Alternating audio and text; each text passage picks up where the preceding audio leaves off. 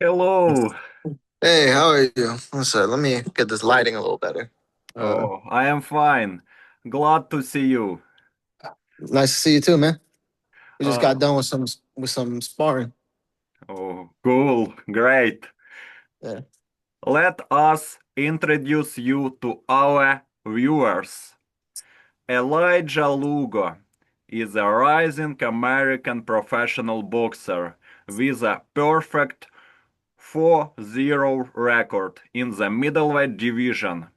Representing Lugo boxing and fighting under the Queensberry banner, he combines sharp fundamentals with the hunger of a young contender, determined to make his mark on the sport. A five-time international gold medalist and bronze medal winner in the amateurs, Lugo built his foundation on discipline, repetition, and competitive fire. Now, in the professional ranks, he is developing round by round, showing compassion, ring IQ, and calculated aggression. With an undefeated start and growing fan base, Elijah Lugo is not just building a record, he is building a reputation. The journey is only beginning. I was said beautifully, man. And first question. From Okay. my side, I always respect fighters who start young and build their identity through discipline.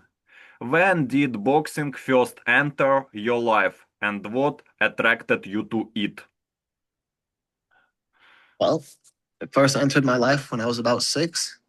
Uh, the first day I sparred and I got knocked outside the ring, crying and yelling, and I never wanted to box again.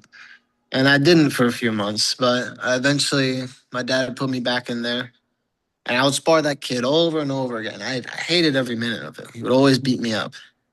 But I remember there was one time that I outmaneuvered him and I ended up landing a big combo. And for a second, he was doing worse than me. And eventually, he couldn't do anything to me. And I think what really attracted me was just the revenge, you know, the feeling of just being weak and being able to overcome all challenges. I think I fully got attracted to boxing on my 14th fight because my first 13 fights were all losses. All that I won, it was that the other guy lost. And I liked that. I liked it a lot. Every champion has an origin story that shapes his mentality. Who inspired you the most when you were a kid? Man, it's hard to say. I'd have to say my brother. I saw all the trophies he had and the belts, and I knew if I pushed hard, I could have just as many, if not more. Of I believe amateur experience builds real fighters. How did course. winning five international gold medals change your mindset? Well, I've always another thing, like I've never, like when I was like 13 and younger, I could never get a best box reward at a show. I could never get this. Either my brother would take it or some much bigger guy would. When I can't remember if I was 13 or 14, but I was intermediate, and I went to support my brother in a juniors tournament in Serbia for a world title. And the man there, he asked my dad, he's like, why isn't your other son fighting? He's like, oh, he's too young. You guys don't let him. And he's like, it's okay. He can fight. Fought. Not only did I win the whole tournament that I was a year younger at, but I also got best boxer there. And I think just that energy, just that, even though I could have done it before, actually doing it on such a big stage, it changed my mentality. Like when I step in the ring, I know I'm a world champion. And I don't underestimate anybody. I can step in the ring with someone who just started yesterday. Talent is real and some people have a lot of it. Me personally, I don't think I have any talent. I think I just have raw hard work and just training, discipline. So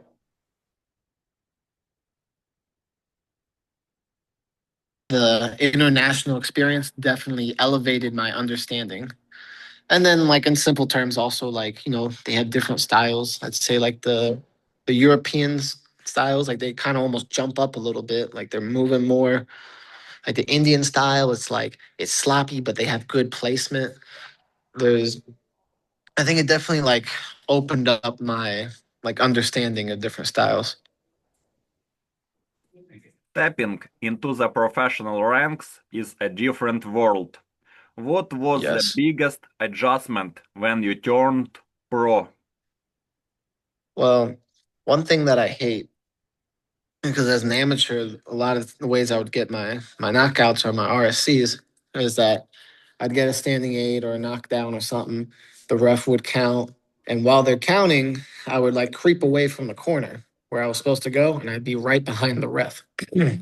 So as soon as he's done counting and says go, I'm already right back there. I jump in. From my experience so far, if you move away from the corner, they stop the count if you knock someone down. And so it just makes me mad because, I want to get the knockout, but at the same time, I want to just get in their chest. So and they're like yelling at me, like, the timer stopped. Like, oh my God. I'm like, I say that makes me mad more than anything. The headgear isn't too big of an adjustment. The gloves are definitely a lot smaller.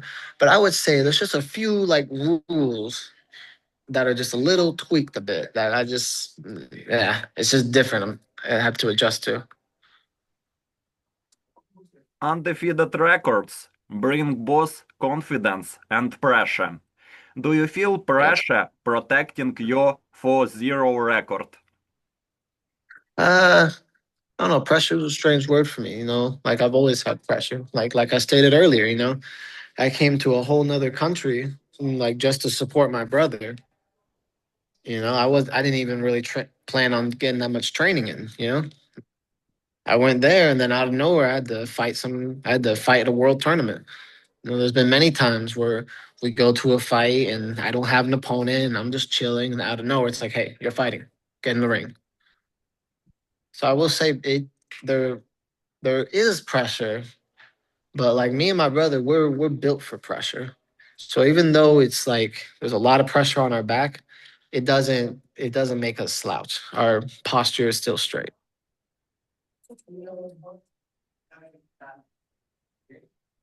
You perform in the cool weight category. I like the middleweight category in boxing for such stars as Canelo, Triple G, Janibek Alimkhanule, Carlos Adames. From my perspective, true middleweights combine power with intelligence. How would you describe your boxing style? Hmm.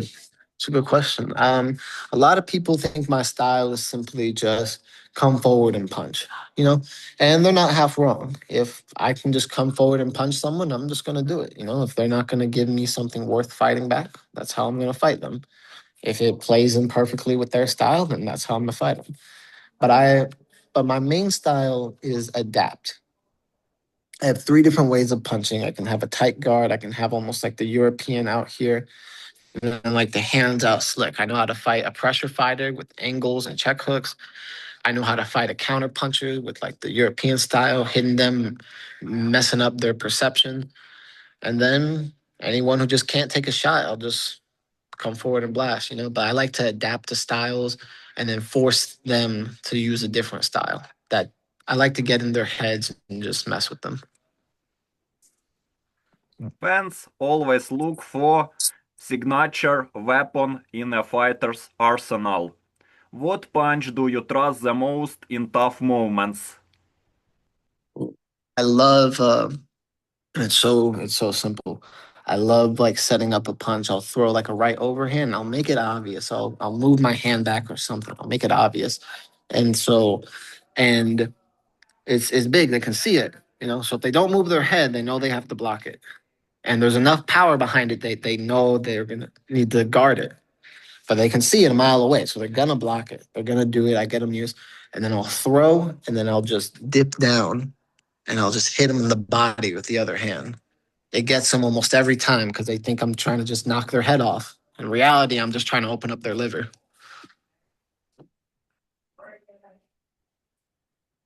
You just finished a grueling boxing workout. Discipline outside the ring often defines success inside it.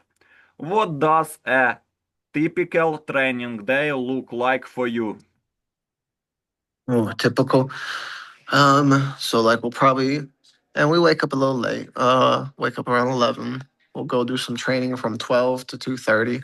That's usually strength and conditioning. We do that in this room a lot right here. Oof. We'll get some medicine balls, throw it at a wall, do some ab stuff. Then from there we'll go get lunch, maybe take a nap, and then from 5 to at least 9, sometimes 10 is when we do our boxing and cardio training. And that can consist of anything. Like that can be like the cardio is always a blast. Like it's almost an hour of just pure cardio. Bunch of different types of drills. We have one thing called the bob. I don't know if you've seen it, but it's where you get hooked up to a bungee cord and you just hit the bob bag as hard as you can for 3 minutes straight. And you're not allowed to slow down. You're not allowed to drop your power speed. You're not allowed to drop your technique. You just need to blitz it the whole 3 minutes. You are hard walking, conditioning with championships. What part of training do you hate the most but know you need? Hmm. Good one. Because a lot of my teammates called me insane and crazy. Um, Mainly because I do like doing the extreme workouts that feel like they're breaking my body. Like everyone will get mad when I invent a new workout because it's just grueling and stressful. Um, I can't really say because a lot of my worst, like just hardest workouts are the ones that I'm always asking to do. Although nowadays, I would have to probably go back to the bob because we have an alteration where we have a 50-pound resistant bands on the gloves. So the whole time you're punching through that, it's pulling your hands back. Even you can't rest for even a second because even if you have your hands up, it's trying to pull it down. So it's just the whole time your arms are just trying to be flung back to the side. You just have to keep it tight and keep blasting for 3 minutes. And we'll do multiple rounds of that. Mental toughness separates contenders from champions. How do you stay mentally sharp before a fight? Um, I like to I like to just my mind is a lion. I don't think of it like fights. I think of them as like battles. Like I'm going into war. I don't feel like I'm here to hurt this guy. Like, that's my goal. I don't care about really winning or even the money that much, to be honest. But yes, it's a great benefit. It's a great upside. I like to hurt people, and I like to hurt them because I know if I give them the chance, they're gonna hurt me, and that makes me mad that someone wants to hurt me so badly, and it makes me want to hurt them more. So when I step into the ring, my mindset isn't I'm here to win. My mindset is I'm here to fight and hurt. I want someone to just fall on the ground and stay there until someone lifts them up. I want to I want to just hurt someone for the most part. You Violent are, and gentle. yeah, you are a young, hungry, and promising boxer. You are burning boxing. Every fighter remembers his professional debut forever. What Yes. emotions did you feel walking to the ring for your first pro fight? Walking to the ring, I felt strangely calm. I felt like I should have felt different. I don't know. Perhaps my mind was overanalyzing. Perhaps I was taking too many notes. And perhaps I just didn't eat lunch. But I just remember I was just too calm. I didn't feel like I was going into a fight, but I didn't feel like I wasn't. And I shouldn't have. I just remember feeling strange about it. You know, I just felt strangely calm and like it. The amateur and pro scoring systems are different worlds. What was the biggest tactical change you had to make? In terms of scoring, like just scoring punches, like it's a little different. I guess because I've had so many stoppages, I do get a little used to like someone giving an 8 count after I blast someone. Um, More than anything, one thing that I've noticed is just like usually in amateurs, like when they say stop, they push you to the side, they'll tell someone something, they'll tell the other person something, and then they continue. In pros, it's just stop, push aside, go. So like I've mainly just been focusing on just like after the separation, just stepping back in with some power. That's been something that's I would say is like different. In terms of like landing punches and stuff, I wouldn't say it's too different, other than just my punches just being smaller and faster. Middleweight is historically one of the most competitive divisions. Do you study current champions in your weight class? I've looked at them, yeah, and I'm gonna get them. They have no idea who I am right now. I'm at the bottom of the list. I'm still, even though four undefeated fights, it's good, but it's not perfect. I want there's gonna be more, and they don't know who I am. They might never see this. They might never even hear of me until I'm in their face. But I'm studying them, and I know what I need to do to beat them. Who do you think is the leader of the middleweight category in boxing now? Mm, I'd love to say Canelo was, Uh, uh, Canelo in you super know. middleweight. Oh, he's in super middleweight. Ah, crap. Um, I'll be honest. I can't give you an honest answer. Hani Bekalim Hanule or Carlos Adames, Arislandi Lara. I do like Manny Pacquiao a lot. I also just feel like I don't see him fight enough. Yeah. But I do remember watching him when I was younger. I would have to go Manny Pacquiao. Boxing is chess with consequences. Do you prefer controlling distance or fighting inside? I think that just depends on my opponent. If I'm fighting someone who's tall and knows how to use their range, I don't like to get in the inside because oftentimes a good tall fighter, if you get on the inside, they'll grab you or they'll just push you off of them. So with a good tall fighter, I like to stay outside of their range and then just quickly shoot in, land some body shots, quickly get out. But then with someone who's maybe they could also be tall, but they don't have that perfected style, I like to get in and I just like to work and rip at the body, just tear it down as much as I can, look at shots in between shots, see where their defense is lacking, see if there's something down the middle. I would say primarily I like to get inside and work. You mentioned for Manny Pacquiao. He is the only A-division world champion in the history of boxing. He won 11 major world titles, as well as being the first boxer to win the lineal championship in 5 different weight classes.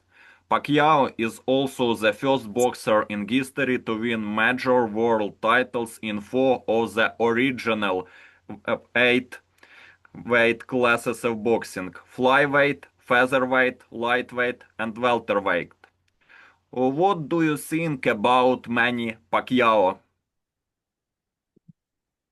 Well, what else is there to say? That you already listed off. Astonishing accomplishments all around. I think he's one. I do feel like he's never in anyone's top three, um, which is a little unfortunate. But I think it's like what I said earlier. I feel like it's also just because he doesn't fight a lot.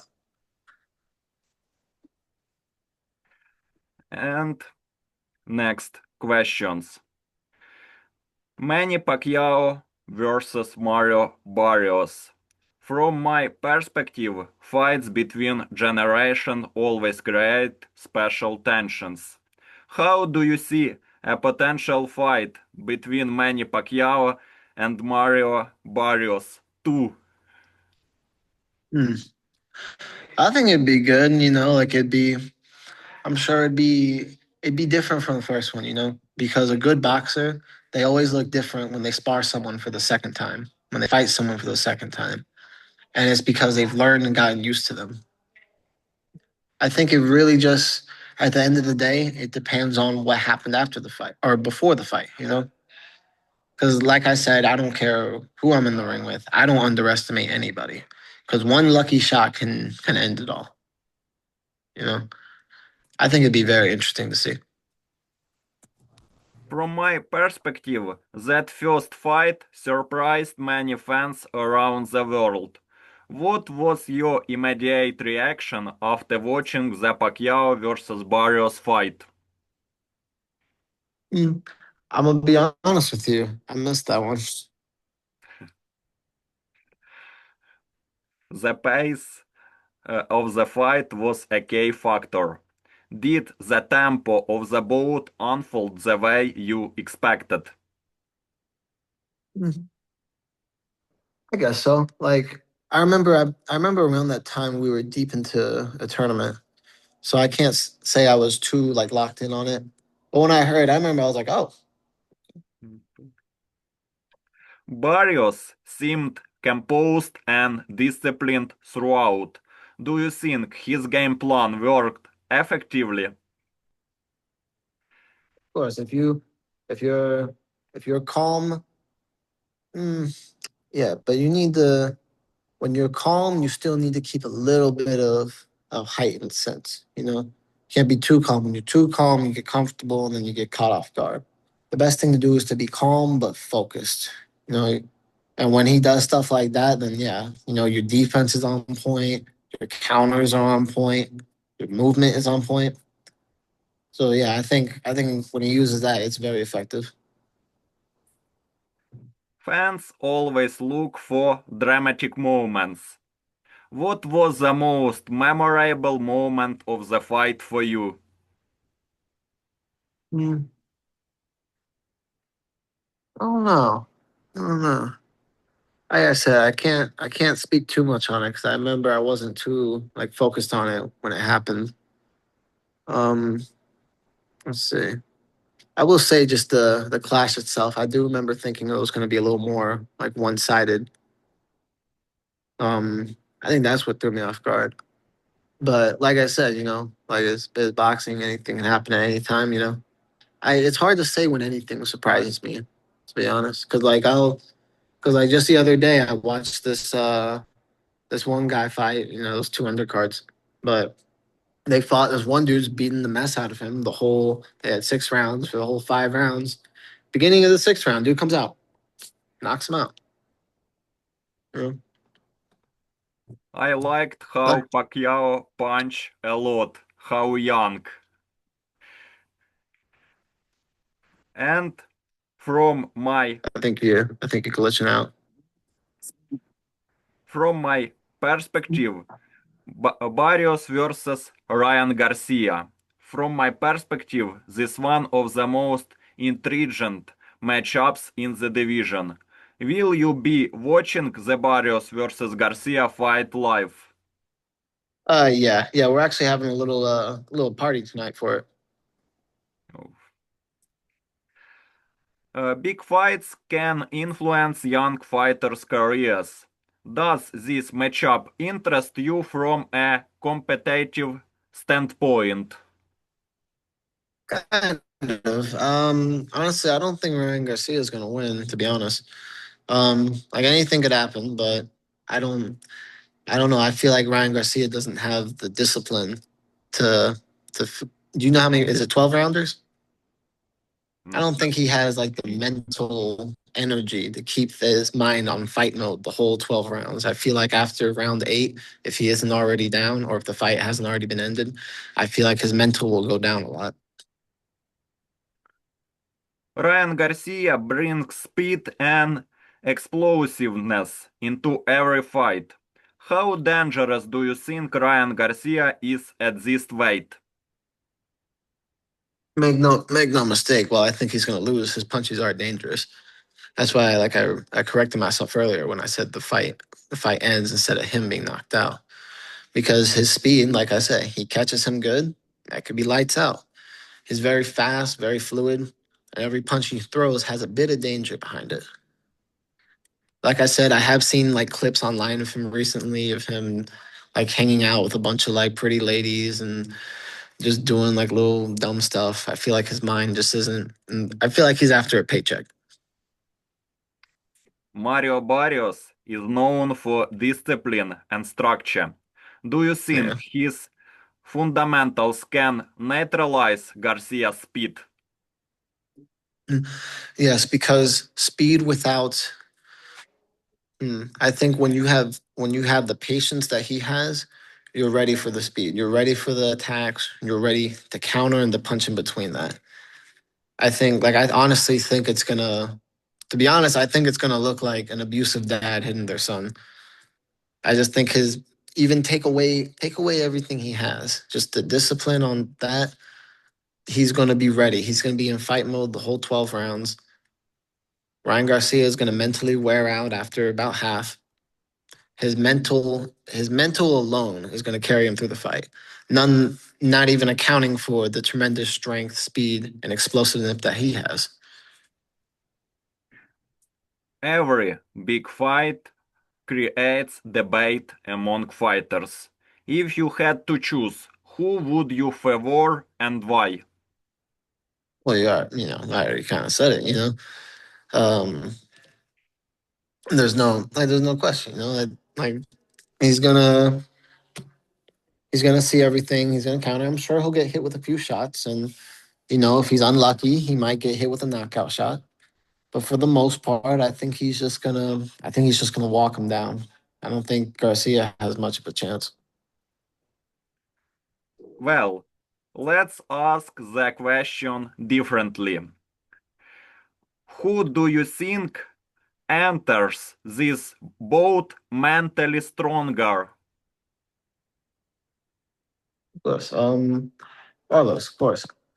His mind is already disciplined. He's not going around playing with a bunch of pretty ladies before the fight. He's not he's not messing around. He's treating this like a serious fight. I'm obviously I can't speak for him, but I'm sure he's treating this similar to how I would. You never underestimate an opponent. You always treat them like they're better than you, and you need to fight them like you're better than yourself. I Fans, believe just his, yeah, I believe continue. just his mind. His mindset is just it's in comparison of a lion and a bear. A bear might be stronger than a lion, but a lion is a very focused mindset. It's very focused, very precise, very patient. A bear could get distracted by some honey and leave the room.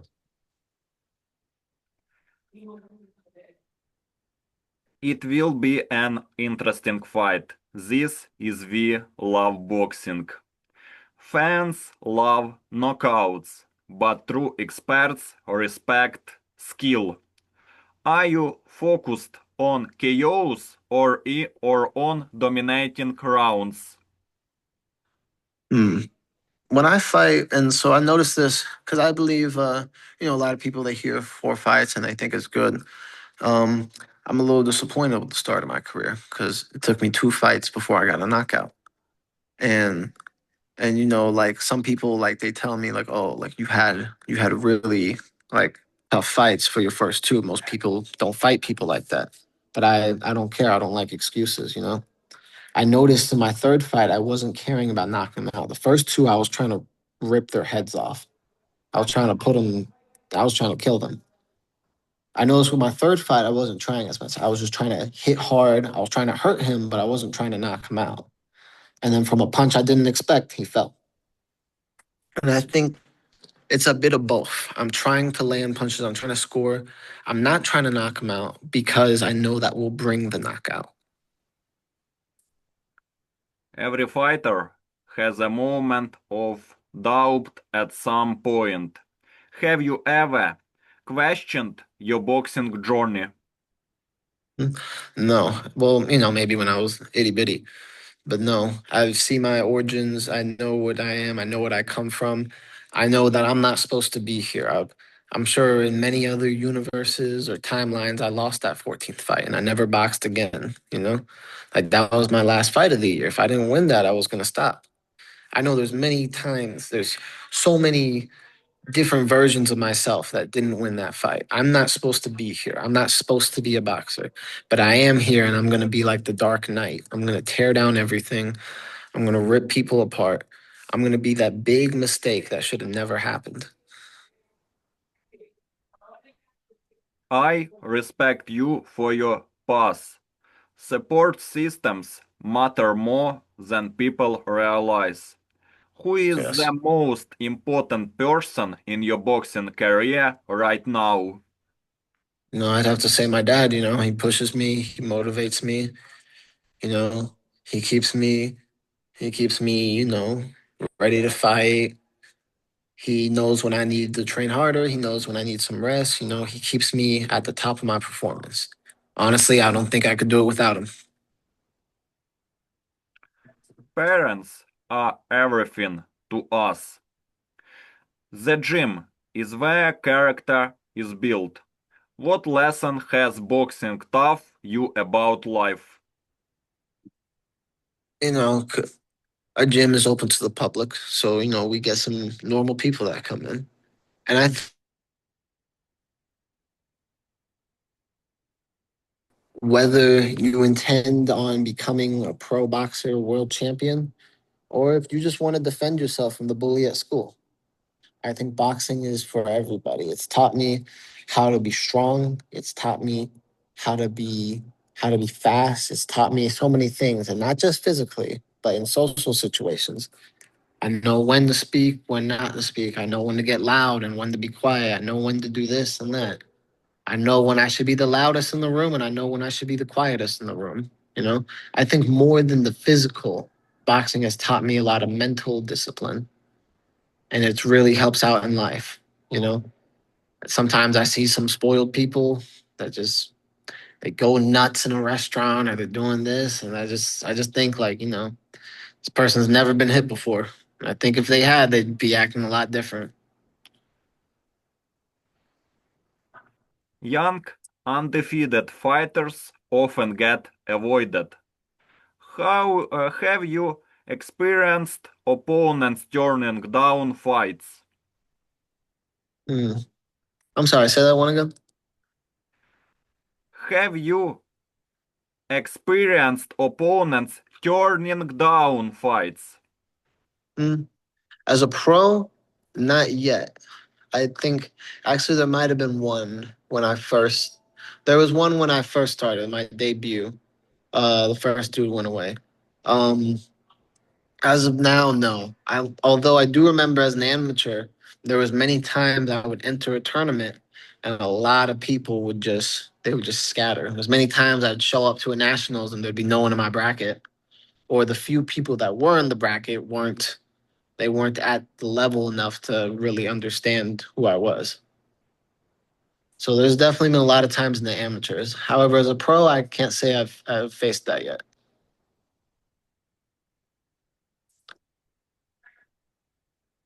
You are a very technical boxer. Your reflexes are cool. Training camps test relationships and loyalty. How do you choose your sparring partners? I don't choose my sparring partner. My dad throws me in the ring with him. I got my brother. He's always like he's the best. I think I'm the best. Two best fight. We go at it, we clash. And we got our teammate Rico. He's a big hitter, hits with power and nonstop pressure.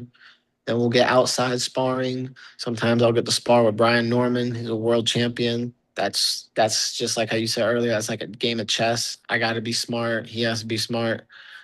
Like honestly, when it comes to training camps, we get as much rounds in as we can. We like to, like for right now, I'm fighting for 6 rounds.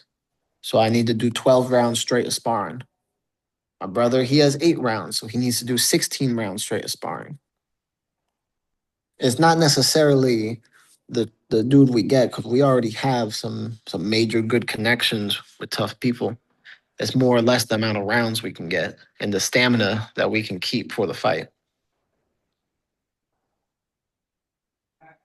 Brian Brian Norman Jr. Yes. Uh, what were your first impression after watching Brian Norman Jr. versus Devin Haney? I was a little shocked, I'm not gonna lie. I know I've seen him get the best knockout of the year, you know. I was a little shocked nonetheless, but I know if I know him, I know he's like me. If he took that, he's gonna learn from it. He's gonna do everything, and he's gonna come back if twice as strong, if not three times stronger. He's hungry just like I am. I've talked to him before. He's a very hungry mindset. That's not gonna keep him down. In fact, he's already up. He's already back at it. You know. Did you expect the fight to end the way it did? I was expecting him to win. Honestly, you know, I was uh I was actually really looking forward to that. I actually bet some money. But no, it's no, I can't say I expected that at all. What do you think Brian Norman needs to improve after that fight? Mm. I think honestly he needs to just um honestly I think he just needs to focus a little bit better on just timing and placement, which he already has very, very well. More than anything, I think he needs to take his main core, his fundamentals, and he just needs to boost that more. Because his basic moves, his basic styles, his basic punches and placements and all that, when he's on perfect, he is a demon. Welterweight is one of the most competitive division in boxing. Can Norman become a future world champion again? Yeah, well, he's already done it multiple times. He's gonna do it again. If Devin Haney ever gives him a rematch, it's gonna go the other way. I promise. Yes. As an undefeated young fighter yourself, you analyze rising names carefully. Does Norman inspire or motivate you in any way? Of course, when we're done sparring, like it's a battle, and I can tell he's nowhere near as winded as I am. Like he definitely every time I see him, I get inspired by him. And ne, так. Recovery is as important as training. What is your favorite recovery method? Oh, I don't know. They all kind of suck. Um, we do this one thing. I try to get it in once a week. We'll do like cupping. We'll do like some crazy suction cups all over my back and chest and legs, and then I'll have us do stretches with them on. And God, those hurt. Um, then we got the ice bath, which that doesn't need any explaining. That's just awful. We got the sauna, but honestly, that just kind of feels relaxing. It doesn't even feel like I'm healing much from it. So, um, favorite thing I gotta just say it's. There's this thing that we do. It's or we don't do it anymore, but I don't know the name of it, but it's like this thing. It just like boop boop boop. It just like shocks your body, and it hurts. It hurts a lot in the moment, but when you're done, it's like you just healed it like Wolverine. I would have to say that. That's the effect. Every fighter visualizes his future. Where do you see yourself in 5 years? 5 years. See myself as a world champion. I see myself as very powerful. I see myself as someone into real estate. And I see myself as just overall. I feel I feel like in 5 years, all the haters are either going to become even bigger haters or they're just going to shut up.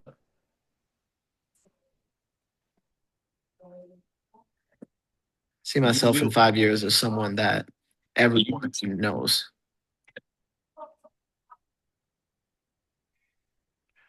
you will become more than just a world champion. You will become an absolute champion. Thank you. The business side of boxing can be complex. How It is. involved are you in the negotiating your fights? You know, the way it works is they usually they show me the opponent that they got, and then I'll say yes or no. Um, I never said no. They just show me a guy, and I'm just like, yeah. Last time they showed me two people, so that time I had to pick. I went with the person that I thought was tougher. Um, business side, it's all business. It's cool to talk with people, but like as I've watched certain shows and I can't remember the name of it, but it's like fight Life of the Ring or something like that. I see these promoters and the higher ups, and man, they're vultures. They don't care. They act like they care. I've seen one where they say so much good things about this guy, not even as a boxer, just as a person. They say so much good things about him, and then when he loses a fight, like, okay, on to the next one, gone. They are such vultures and savages. I hate it. It disgusts me when I shake their hands. But I know that's the game that we're playing. Us as boxers, at the end of the day, we're a product. We're putting on a show for people. That's just how it is. You're either the best or you're nothing. Usually in the United States, contracts are signed with Top Rank or Golden Boy or PBC. How did you come out of the Queensberry promotion? Well, our promoter, he promotes us real well. He has great connections. He wanted us to go with Top Rank, but the signing bonus they offered just wasn't enough for us. We felt like they were treating us like we were just some normal boxer. So we went with other people who saying that who wanted us more, who claimed they wanted us more, and who showed that they wanted us more. We went more than anything. It was through our promoter. He has great connections, and he found us them. And yeah,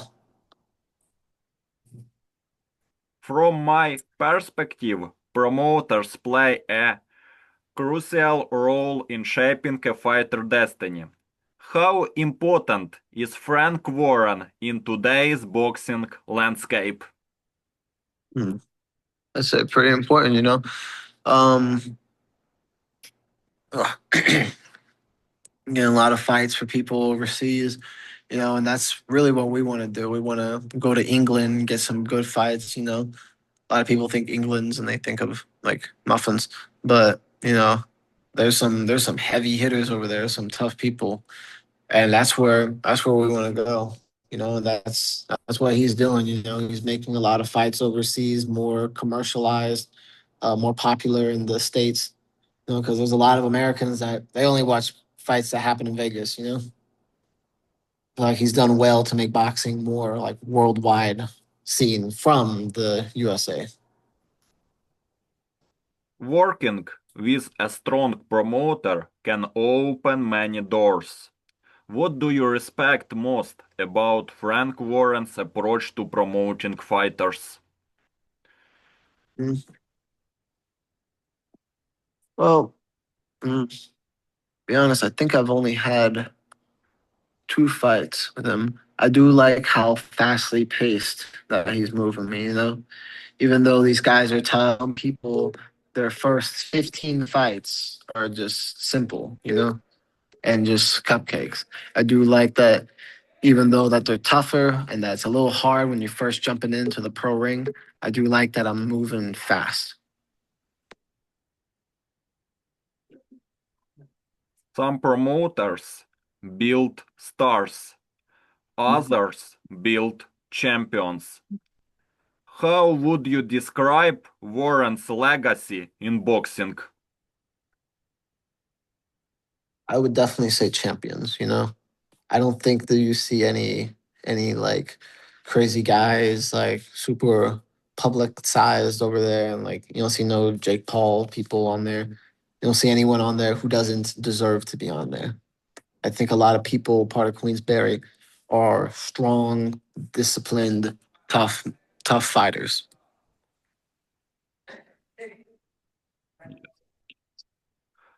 Some fighters study film obsessively. How often do you rewatch your own fights?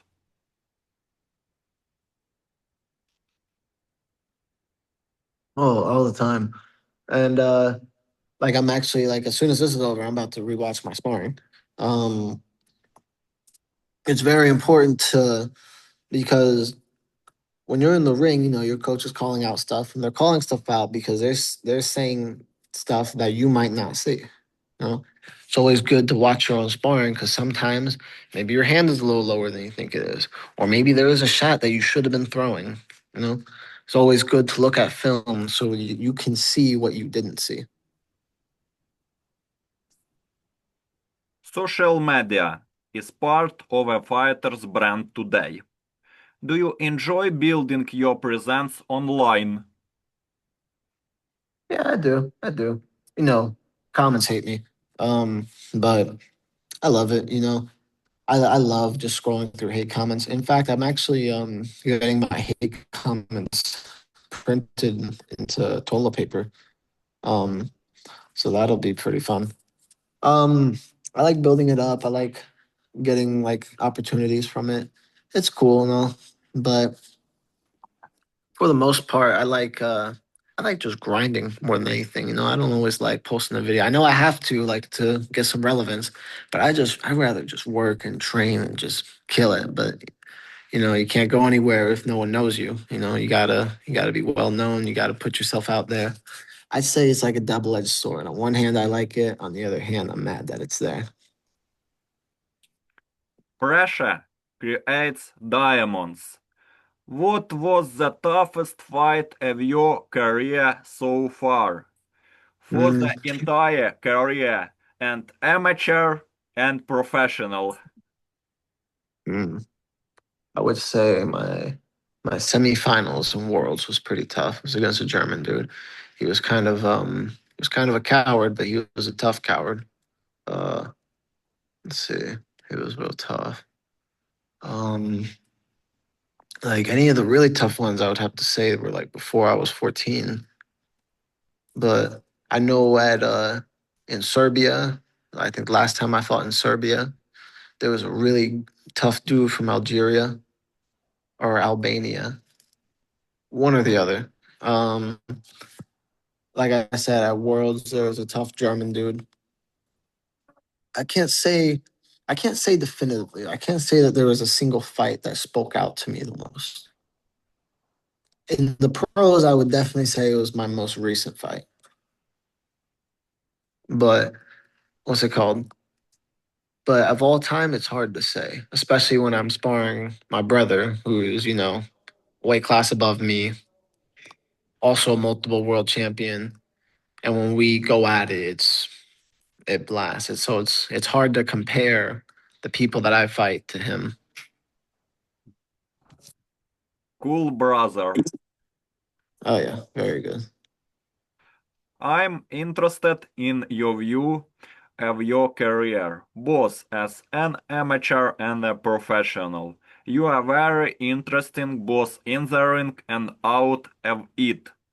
Crowd Thank you. energy can change everything. Do you prefer fighting at home or away? Hmm. I don't know. I will say, my third fight we fought in the Tabernacle of Atlanta, and I fought there many times as an amateur, and I do remember just feeling at home, and I felt real good like that, you know.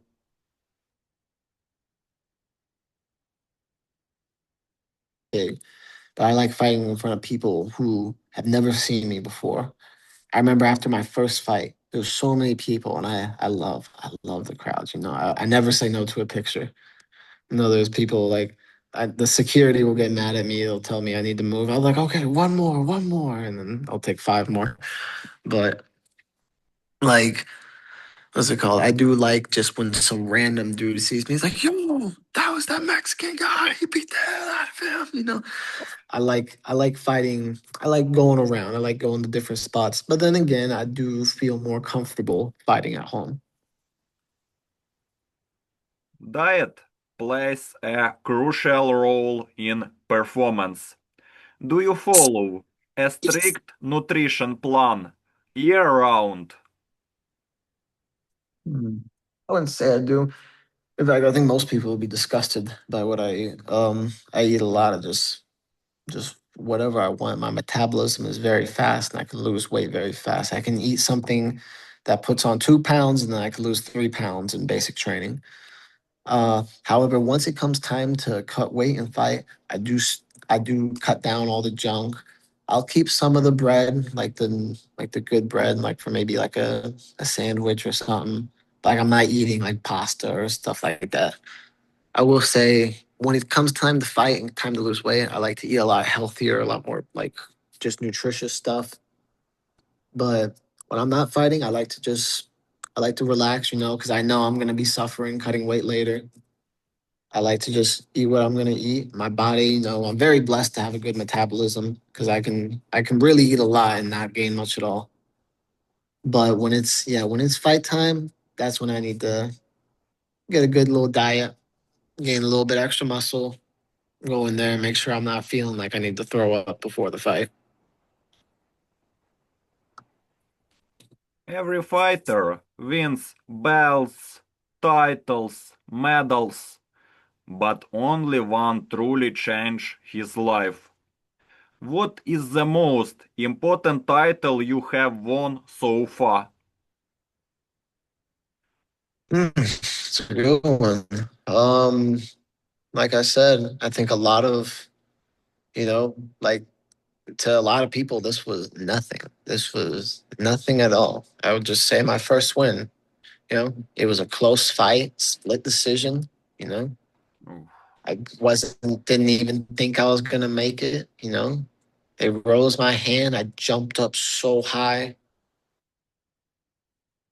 Microphone had some crappy little paint job on it, and I held that thing as high as I could. I walked around the whole area with it, raised up as high as I could. And to most people, I was just some little kid walking around with a cheap belt, you know. But I think that's the real title, even though it wasn't a national, a regional, or an international title. I think that was the moment that I realized that I can do this. I can win, and that I will win. But if you do want to get more technical, I would have to say my final amateur fight at the Worlds. The whole world was cheering against me because Germany was being a punk, but the whole world was going against me. I felt the adrenaline of the hate and the love that the team was giving me. I would say that one definitely like elevated me. Some victories are emotional, not just professional. Which title meant the most to you personally and why? I would say it was my 26th national title, and Oh. mainly because when I was younger, like I was still winning titles and this and that. My brother, he was so far ahead of me. And there were so many times where he would win a title and then Sarai Brownell, she would win a title. And then I'd be the one guy who didn't get a title, you know? They would win and then I would lose. And I always had that feeling like that I was the odd one out, you know? But like, and that's what I meant when I said earlier, you know, I don't think I have any talent. I think I need to take my time with stuff. And then when I'm ready, I explode. I go crazy. And because my brother, he finished his amateur career with 25 national titles. When I got that 26th one, it felt unreal. I never thought that I'd achieve. I never thought I'd catch up with him, let alone surpass him. And like I just remember thinking in that moment, like I can do this. Like if the little kid of me who felt like he couldn't do anything saw this, he would feel joy. He would be proud of who I am. And I think after I won that fight, I got a little emotional. I felt like I'm not in anyone's shadow. I can I can carve my own destiny. Behind every title, there is sacrifice and pain. You are the national champion. What did you sacrifice to win that title? Social life.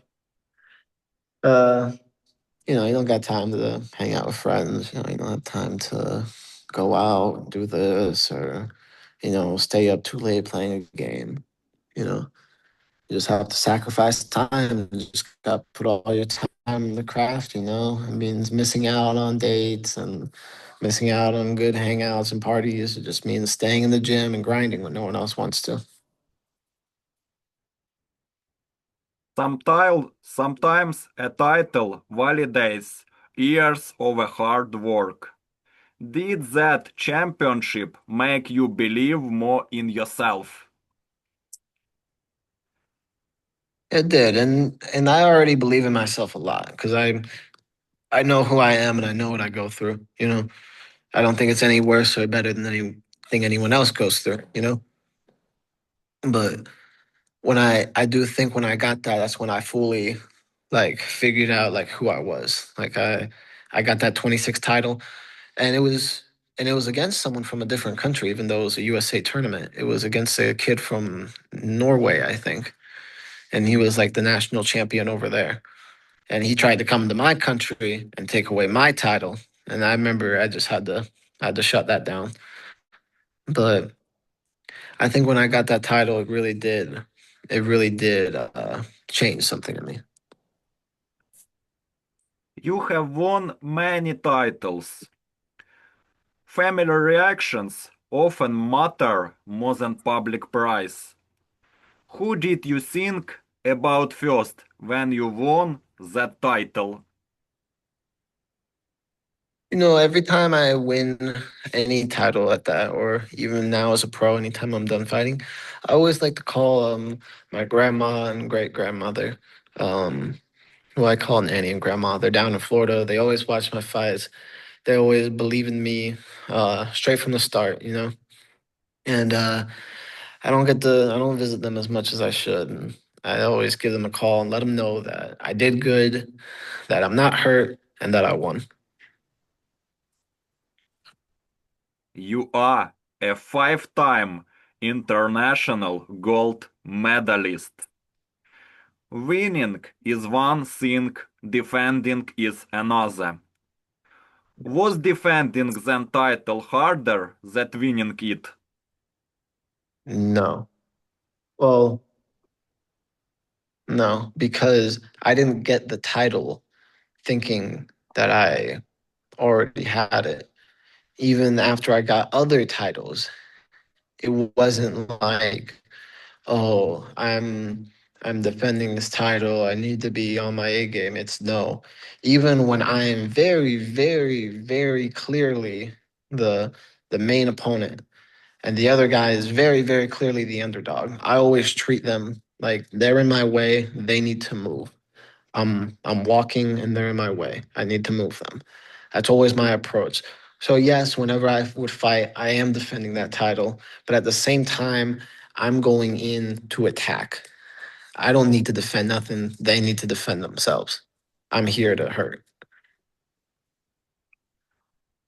A true champion grows after success. How did that title change you as a fighter, international champion? Mm. I think it changed me. It really, like I said before, it opened me up to more styles. It showed me it, but then it also showed me my true potential. Because I always knew I was good in America, but I always know outside America, that's where the tough dudes are. That's where the really tough ones are. And even when I was in the age bracket,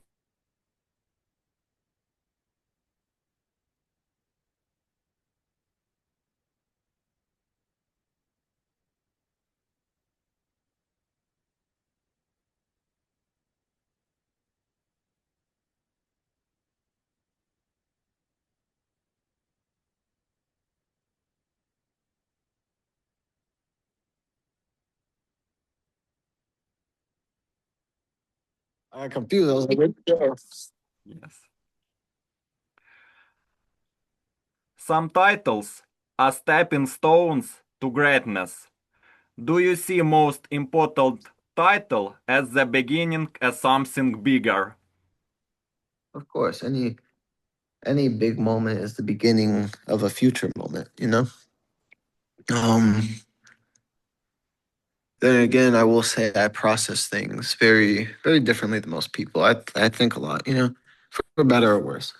And I will say a lot of times when I get my big titles, it's not even like a feeling I get. It's just like I have new priorities now.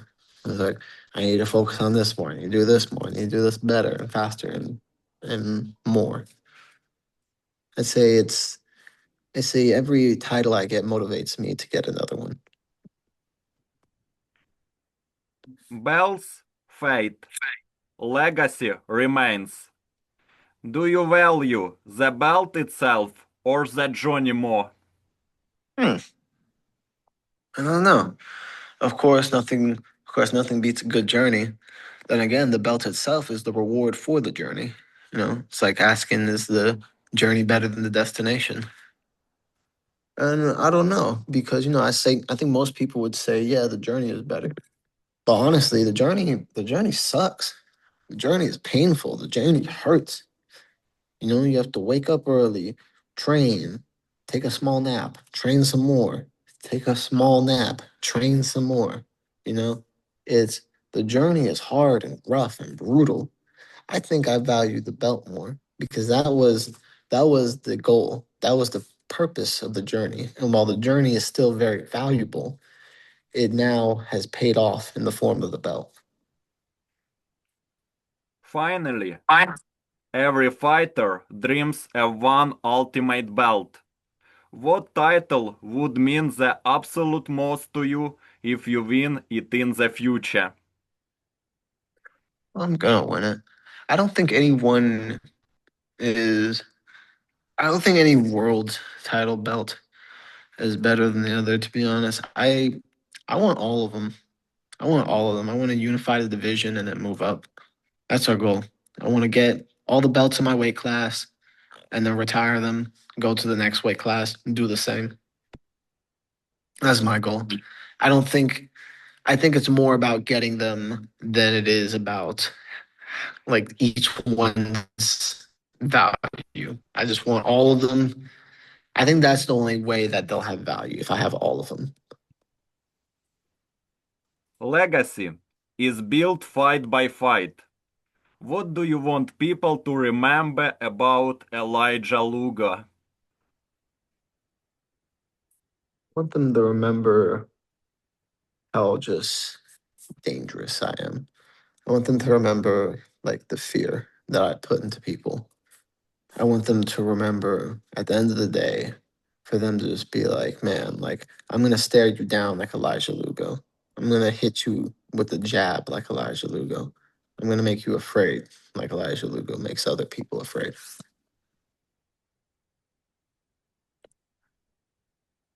And final questions. What do you say to our fans? No? The journey is never easy. The journey is always rough, you know. But like my dad says, there's more than one way to the top of the mountain. Find what works for you, find what you need to do, and get there. Get to the top one way or another, you know?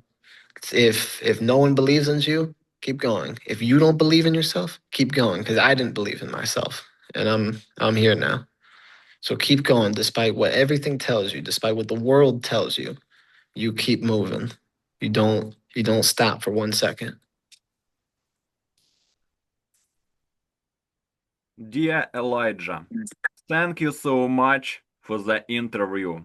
It was a Of privilege course. to talk to a world champion and a rising star in the pro ranks. I am truly inspired by your journey from those early challenges to becoming a gold medalist. Wishing you a dominant professional career and many more Thank you. knockouts. Go get 'em, champ. Thank you. Thank you, man. I love to talk, so no, I'm happy to be here. See you soon. All right. Thank you, sir. I'll see you then. Goodbye. Goodbye.